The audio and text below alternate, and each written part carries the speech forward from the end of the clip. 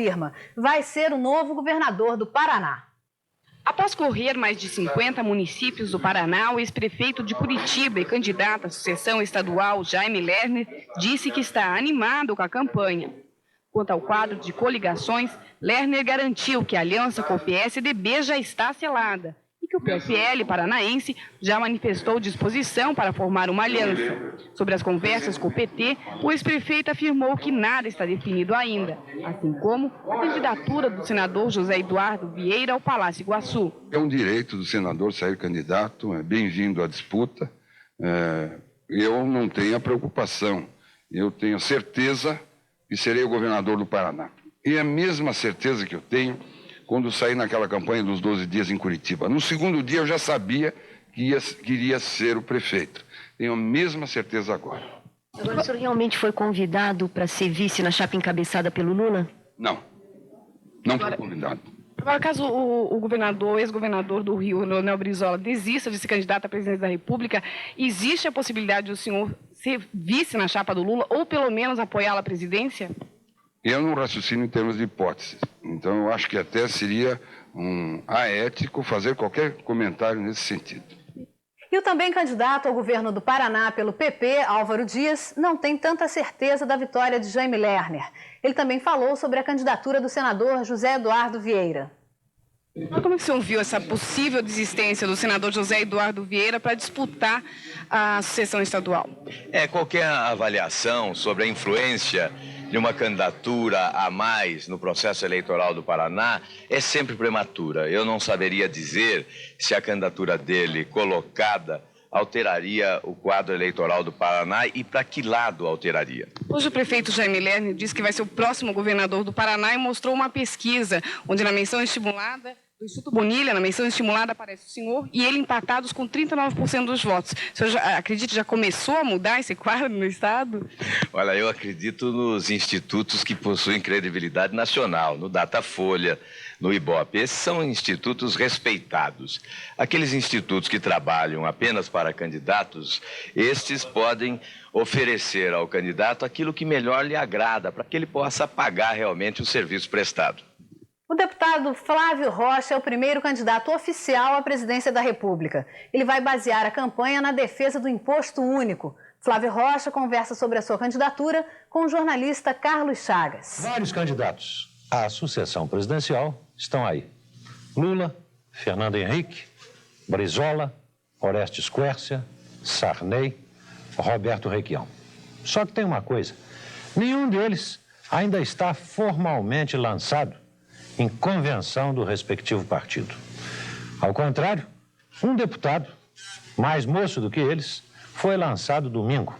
É o deputado Flávio Rocha, do PL, que está aqui nos estúdios da Rede Manchete em Brasília, e a quem eu pergunto, deputado, com tanta cobra nesse páreo, o senhor tem esperança de vencer? Sem dúvida, Chagas. Apesar desse festival de caciques, nós sabemos que não estamos à frente da maior estrutura partidária, não temos o maior currículo político, parlamentar, mas nós temos, sem sombra de dúvida, a melhor proposta. Deputado, não tendo, como o senhor não tem por ser jovem, experiência administrativa e não sendo ainda um nome nacionalmente conhecido, qual é o mapa do tesouro, o mapa da mina para chegar lá? Chagas, experiência administrativa eu tenho ao longo de 20 anos de barriga no balcão, desde os 14 anos que eu trabalho na área empresarial. E eu acho que é justamente isso que falta na vida pública. Nós não pretendemos colocar em julgamento um nome, pretendemos colocar em julgamento plebiscitário uma proposta, um programa de governo que foi apresentado ontem na convenção do Partido Liberal, composto de 8 pontos basilares, 8 pontos fundamentais, onde a ideia força, a ideia central é a questão do imposto único. A ideia é fascinante do imposto único, não há dúvida nenhuma. Mas por que nenhum país do mundo ainda a adotou? Chagas, o imposto único é um sistema tributário da era da moeda eletrônica. Não se pode imaginar nessa nova e revolucionária forma de financiamento do Estado e de administração do gasto público num país que não tenha pelo menos 2 pré-requisitos fundamentais. O primeiro é a existência de um sistema bancário informatizado e integrado, como é tipicamente o sistema bancário brasileiro.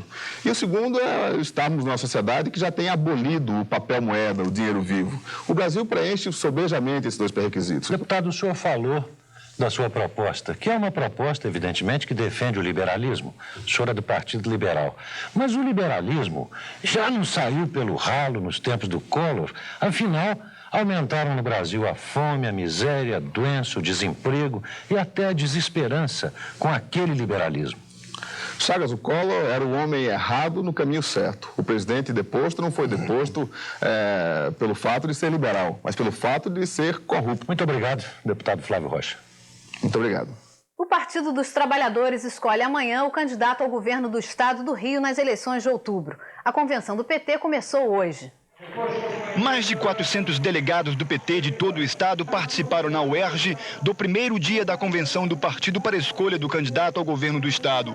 O vereador Jorge Bittar e o deputado federal Vladimir Palmeira são os candidatos do PT ao governo do Rio. A economista Maria da Conceição Tavares e a deputada federal Benedita da Silva também foram à convenção. O PT escolhe amanhã, entre 200 candidatos, quem vai concorrer às eleições de outubro. Se for candidato ao governo do estado pelo PT, como espero, quero enfrentar com absoluta firmeza o problema da violência, o problema do crime organizado. Em segundo lugar, quero assegurar um processo de desenvolvimento econômico no estado que gere empregos e assegure condições reais para que nosso governo possa enfrentar o gravíssimo problema social de nosso estado. O combate ao jogo do bicho também faz parte do programa de governo do PT? Mas faz, está comprovado que grande parte da polícia é associada ao crime organizado. Tanto uma polícia que defenda a vida não pode ser aliada de bandido. Nós temos que limpar a polícia do Rio de Janeiro para que ela volte a combater o crime e defender o cidadão. O presidente da Coreia do Norte rompe o isolamento e afirma que o país não tem armas nucleares. O presidente Kim Il-sung reuniu um grupo de jornalistas estrangeiros no Palácio Presidencial em Pyongyang e falou pela primeira vez sobre a questão nuclear. O presidente, que completou ontem 82 anos, garantiu não ter motivos para desenvolver a tecnologia nuclear e nem segredos para esconder do Ocidente. Ele disse que a alegria demonstrada pela população durante as comemorações da independência ontem também provam que a Península Comunista não quer a guerra, e sim a paz. Mesmo assim, ele se recusou a responder porque não permitiu o acesso dos técnicos da ONU às instalações militares da Coreia do Norte. Aumentam os conflitos na Bósnia. As forças sérvias invadiram a cidade muçulmana de Gorazde e derrubaram um jato da OTAN que patrulhava a região. O ataque sérvio à cidade de Gorazde foi uma surpresa. A região é considerada uma área de segurança e, por isso, é patrulhada por soldados da ONU. Os sérvios invadiram a cidade hoje de manhã, logo após derrubarem um jato da OTAN que sobrevoava a área. Segundo informações de uma rádio de Sarajevo, centenas de civis morreram ou ficaram feridos durante a invasão. Há notícias de que vários tanques sérvios já entraram em Gorazde e estão atacando prédios residenciais. O enviado especial das Nações Unidas na Bósnia, Yazush Akash, lamentou o incidente e afirmou que é cada vez mais difícil a permanência das tropas da ONU na região, se os sérvios não cooperarem. Hoje, os mediadores internacionais que tentam negociar a paz na Bósnia se encontraram, apesar do ataque das tropas sérvias. A seguir, você vai ver o Congresso americano tentando considerar criminoso o cidadão que fuma cigarro. Jornal da Manchete. Oferecimento Poupança Especial Banespa. Seu dinheiro crescendo todo dia. Tempra, o top de linha mais vendido em 93. Posto Cirne, Cirne Pneus. Não fique andando por aí. Na hora de dar um trato no seu carro, vá ao Posto Cirne da Prudente de Moraes e resolva tudo num só lugar. Lá você encontra pneus, amortecedores, peças e acessórios, alinhamento de direção, balanceamento de pneus, troca de escapamentos e combustíveis. Sempre com a garantia de qualidade e o atendimento que você merece. Vá a Cirne Pneus do Posto Cirne e ande numa boa. Governo é ação. Confeiteiro também é profissão. Eles são jovens e cheios de sonhos. Esses meninos, de acordo com a idade, desenvolvem pequenos trabalhos no terminal rodoviário de Natal, com todos os direitos trabalhistas previstos em lei, como carteira assinada e 4 horas diárias de trabalho. É mais melhor que ficar só trabalhando aqui, ganhando dinheiro mesmo, do que tá na rua. Tudo com começou há um ano. Os meninos viviam pedindo esmola, comida e praticando pequenos delitos aqui na região do terminal. Foi aí que surgiu a ideia do programa. Hoje, recuperados, eles provaram que só precisavam de uma chance. Engraxando, vendendo confeitos ou executando serviços de limpeza, a verdade é que a vida deles mudou. Estou trabalhando, ajudando minha mãe. Trocar a rua pelos estudos e o trabalho representa o esforço por uma vida mais digna. O esforço reconhecido pelo governo do estado, autor do programa. Meninos de rua, nunca mais. Tiram melhores carentes da rua também. Como eu assim, né, que vivi no meio da rua, sem fazer nada e tirou, né? Nós estamos dobrando o número de crianças que vão trabalhar, de adolescentes que vão trabalhar na rodoviária. A partir da constatação que existem determinadas atividades mais simples que podem ser executadas pelos adolescentes e a gente atendeu o grupo que da primeira vez não pôde ser atendido. Trabalho honesto faz o progresso. Para limpar e dar brilho, não apareceu ainda nada melhor do que Bombril. Ah, como Bombril é bom. Limpa os cantinhos difíceis de tudo. E as panelas ficam brilhando. Ah, viram? Tudo mesmo. Eu quero dar os parabéns para a senhora que há muito tempo usa Bombril. Bombril já faz parte da cultura brasileira. Para limpar heavy metal, use Bombril. A senhora sabia que Bombril é biodegradável? E como Bombril também não agride o seu bolso, continua barato. A senhora pode ter sempre um novinho. Bombril é in. Quando eu uso, eu lembro da minha mãe. Não é meu filho. Mãe? Quem não limpa com Bombril que vá pra fora do Brasil. Adeus. E desculpe alguma coisa. Voltei e quero agradecer a todas as senhoras. Não tem sujeira, Xará. Muito obrigado mesmo. Sente limpeza. Quem é a favor da economia? Chegou a hora de escolher quem tem um passado indispensável. Que é o que é? Começa com B. Bom? Bom, bom, bom, bom, bom, bom. O quê? Bril, bril, bril, bril. Só o verdadeiro Bombril tem 1001 utilidades. Nova essa, não? Um brinde para esse gênio que inventou o Bombril. Eu tenho a louça. E que casualmente é o meu patrão. Tchim, tchim.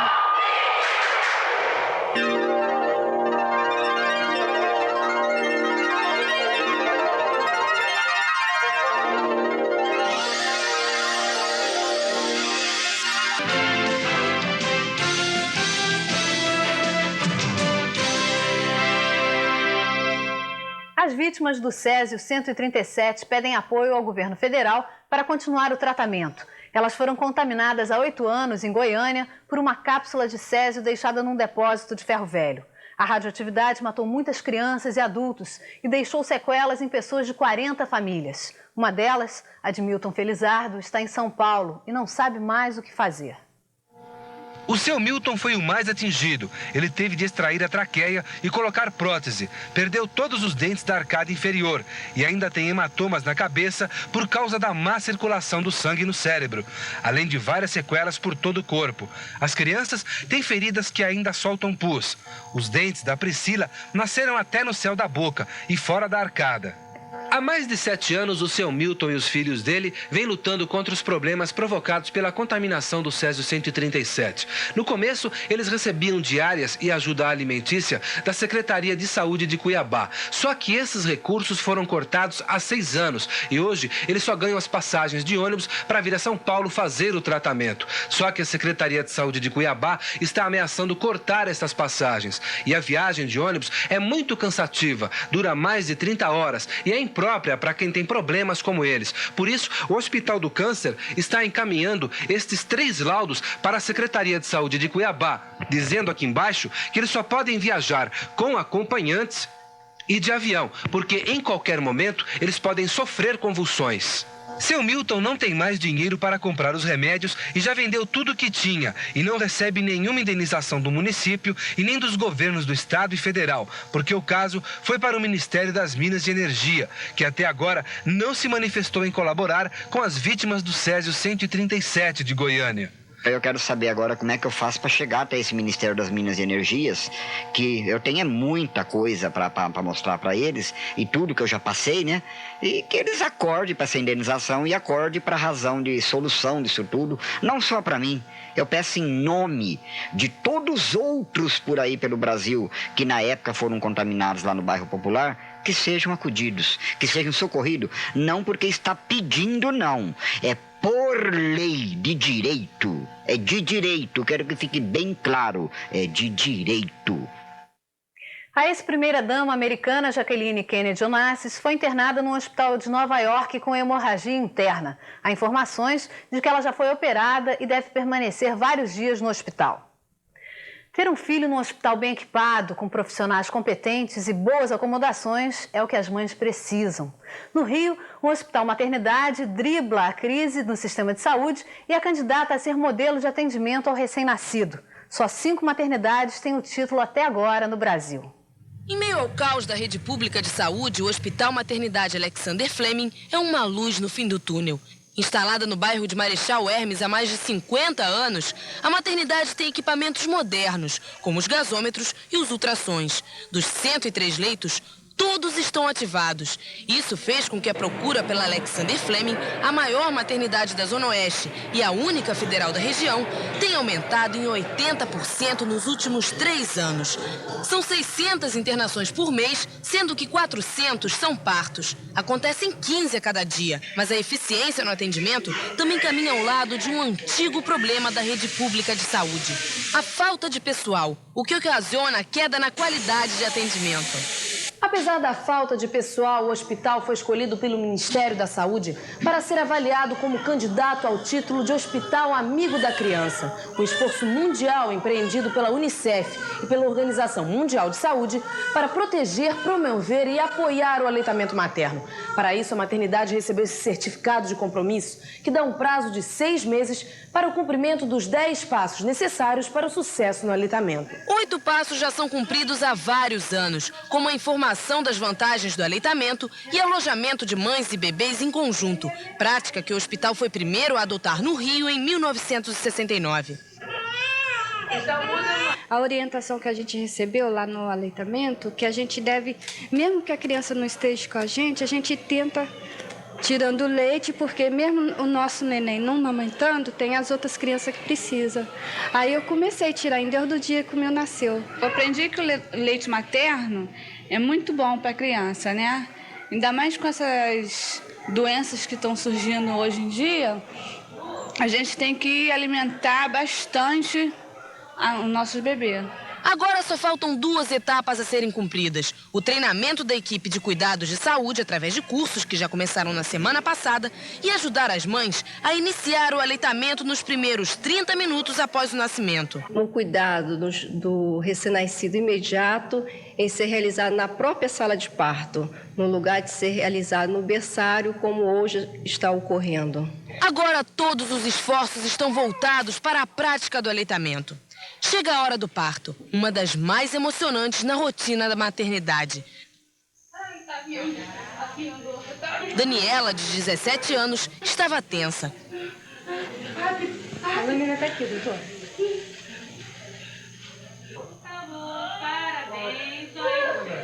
Era uma menina, saudável. Valeu, moça, valeu e muito. Filhinha, chega mais pra baixo.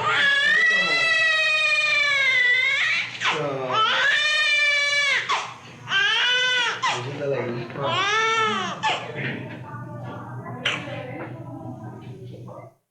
Dobra o número de casos de meningite em Brasília. De janeiro até agora, já morreram 9 pessoas por causa da doença.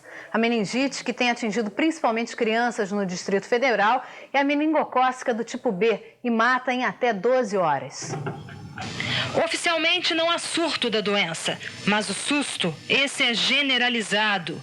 Qualquer febre que a criança apresente, os pais batem no hospital. Brasília está impressionada com a meningite. Eu, inclusive, tive uma passagem há cerca de uma semana que eu levei um susto.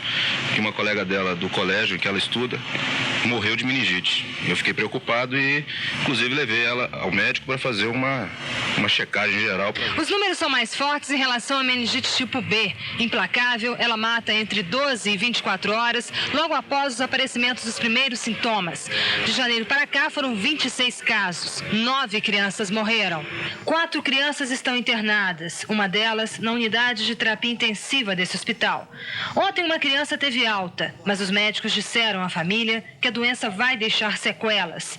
Meningite. As crianças mal conseguem pronunciar esse nome, mas já sabem identificar os sintomas. Virou o dever de casa.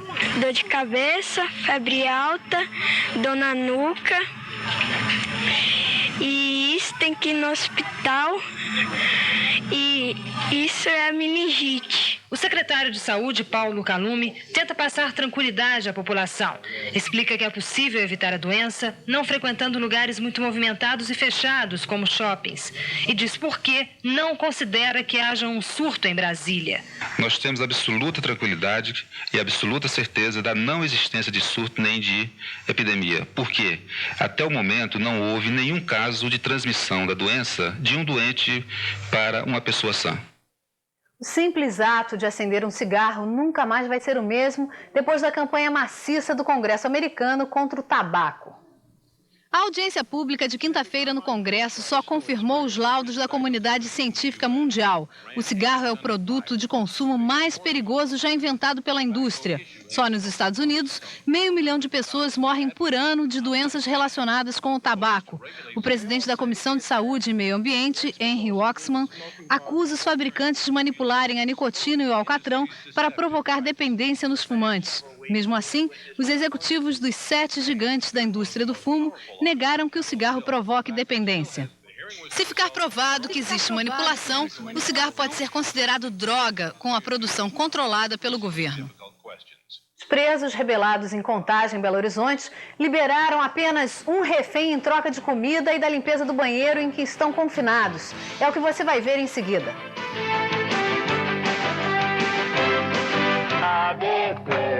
ABC, toda criança tem que ler e escrever.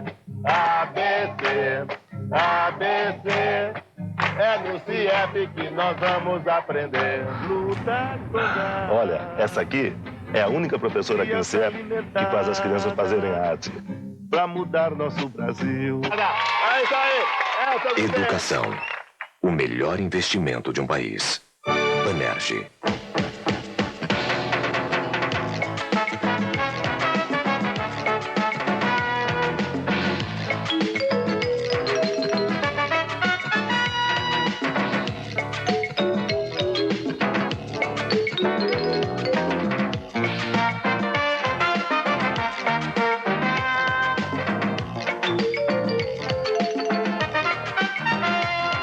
Tanjal, o inimitável. Educação pela TV. A qualidade do ensino nas escolas públicas brasileiras é o tema que o Fala Jovem vai debater neste domingo. Você vai conhecer a fundo a nova visão de escola que está surgindo com os CIEPs no Rio de Janeiro. O estado nota 10 em investimento na educação, com a participação de professores, pedagogos e educadores. Educação pela TV, diariamente às 9 da manhã, na Rede Manchete.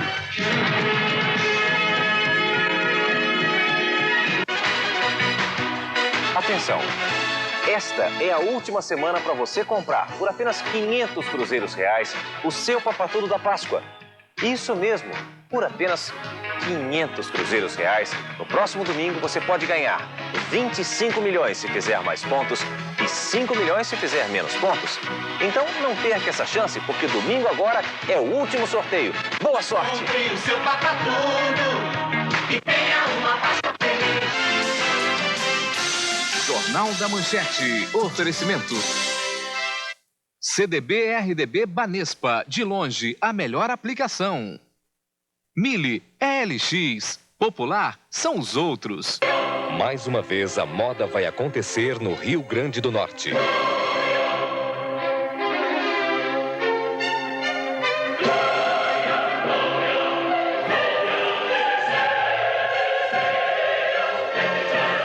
Reserve seu estande.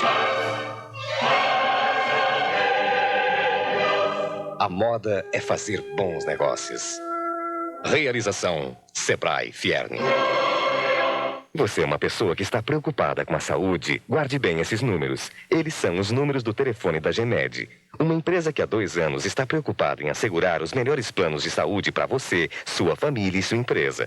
São mais de 650 profissionais garantindo atendimento rápido e sem burocracia a 20 mil associados. E agora, a AGEMED conta com atendimento nacional.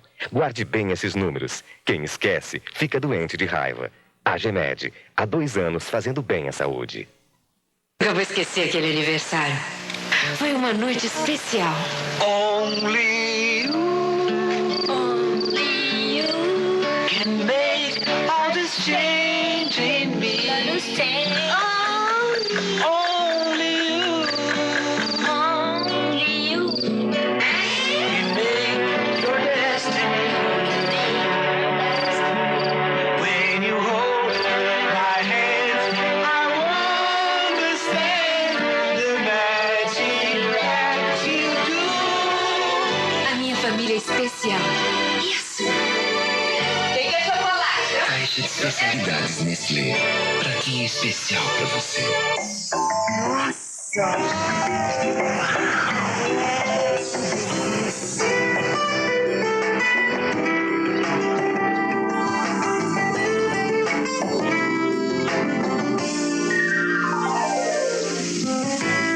Picolés ao leite, que bom sorvane.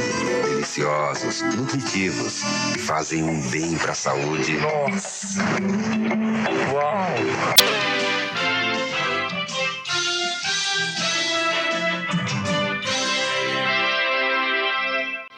Uma refém foi libertada hoje pelos presos amotinados na penitenciária de Contagem, na região metropolitana de Belo Horizonte. A libertação foi em troca de água e comida. A rebelião já dura 51 horas. A polícia insiste em vencer os amotinados pelo cansaço. Uma das táticas nesta madrugada foi manter os presos acordados.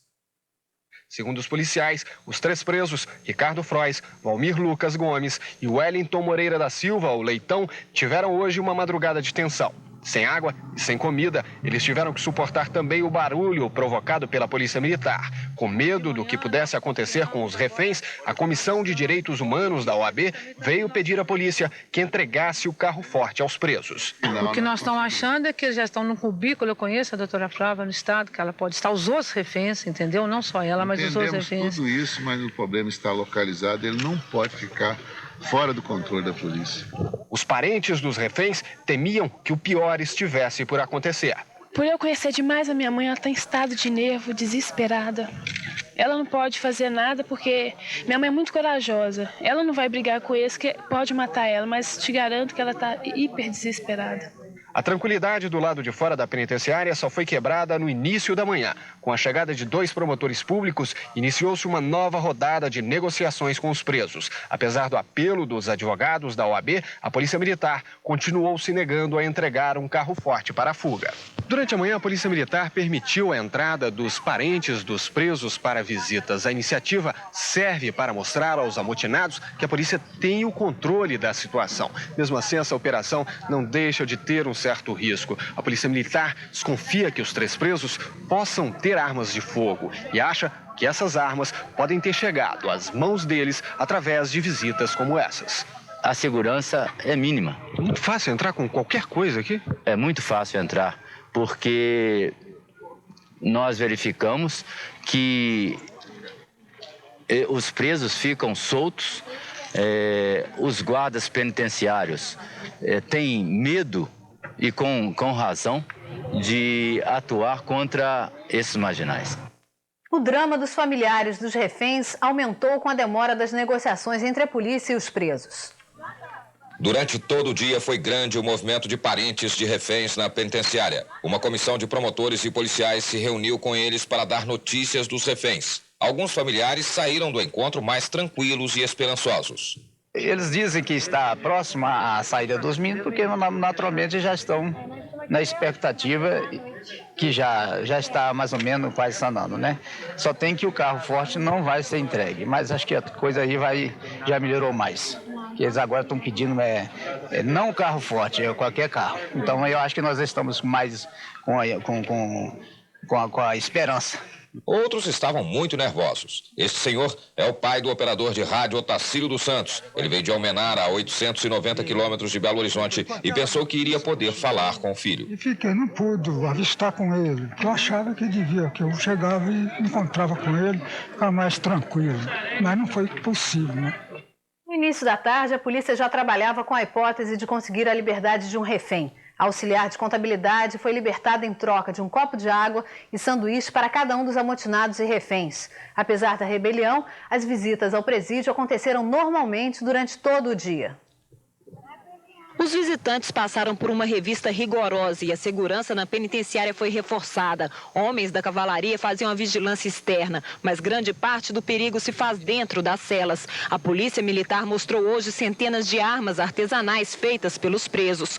Todo o material foi recolhido em operações pente fino, realizadas no presídio 3 vezes por semana. Junto com as armas foram apreendidas cordas e escadas tecidas para fugas e uma muda de maconha. Hoje a penitenciária parecia viver um dia normal de visitas. Nos pavilhões, tudo estava tranquilo. O ponto nervoso era o prédio da administração.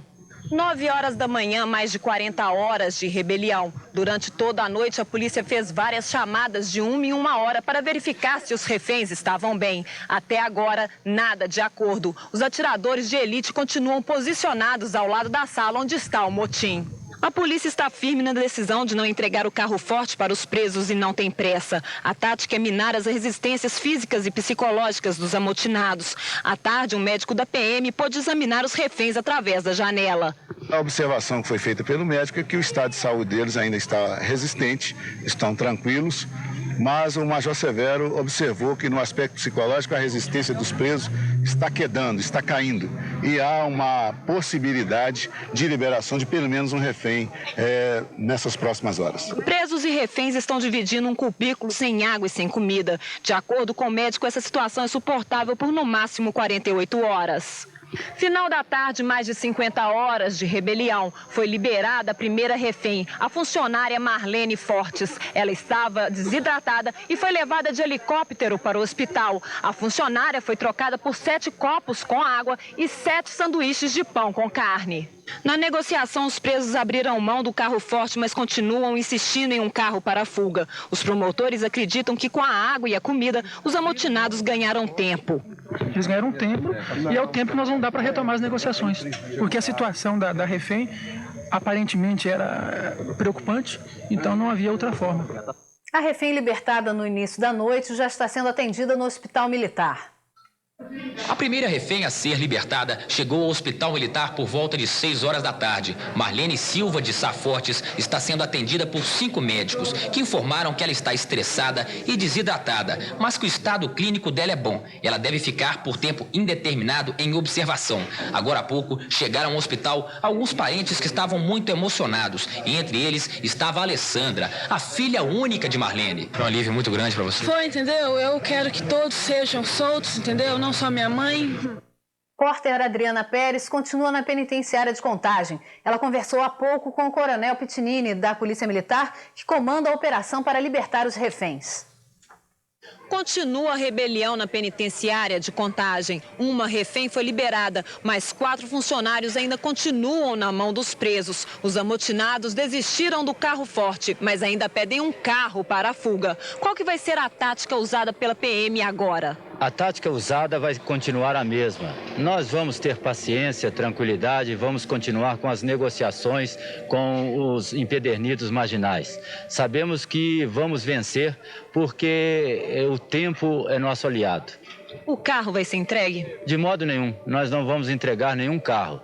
Vamos, sim, continuar com a negociação para que a vida dos reféns sejam salvas. Que tipo de pressão que a polícia pretende fazer agora em cima dos presos? Nós fazemos uma pressão psicológica e uma pressão também que auxilia os reféns e verifica também se os mesmos marginais estão com a saúde em perfeitas condições.